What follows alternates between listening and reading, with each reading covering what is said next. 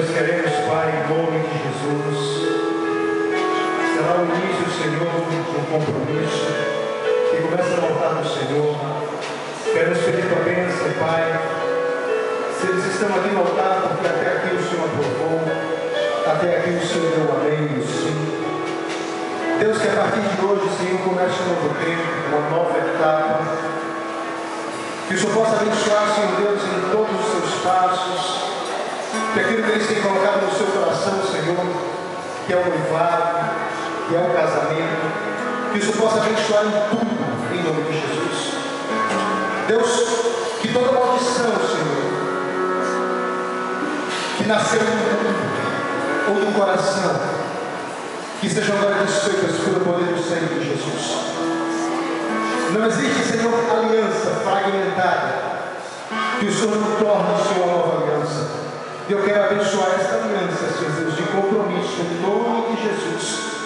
Que eles possam prosperar em tudo. Que a fidelidade da aliança, Senhor, possa trazer um resultado de bênçãos sem medidas da família. E que eles possam viver, Senhor, a bênção do Senhor, em nome de Yeshua. Nós queremos abençoar, Senhor, em nome de Jesus, a Renata. Que ela possa ter os princípios da palavra de uma mulher de Deus. De uma mulher que vela pela sua casa, que vela pela sua família. De uma boa filha, que obedece aos pais e às autoridades que são ungidas sobre ela. Que o Senhor possa abençoá-la em nome de Jesus. E que ela nunca se desvie dos caminhos do Senhor. Da mesma forma, Senhor, abençoamos Paulo André, Senhor.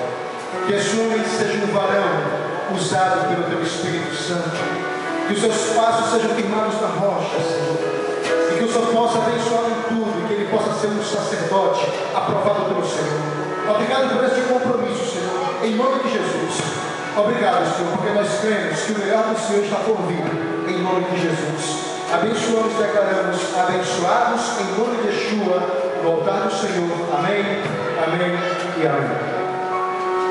Continue com as suas mãos seguindo, olha, meu irmão. O que você declarar sobre eles e virá sobre a vida de vocês. Em nome de Jesus. Pai, em nome de Jesus, nós queremos abençoar, Senhor, a vida, meu Deus, deste casal do avivamento. Declaramos, meu Deus, portas abertas sobre eles. Declaramos, meu Deus, sobre eles a presença do Senhor, Yeshua.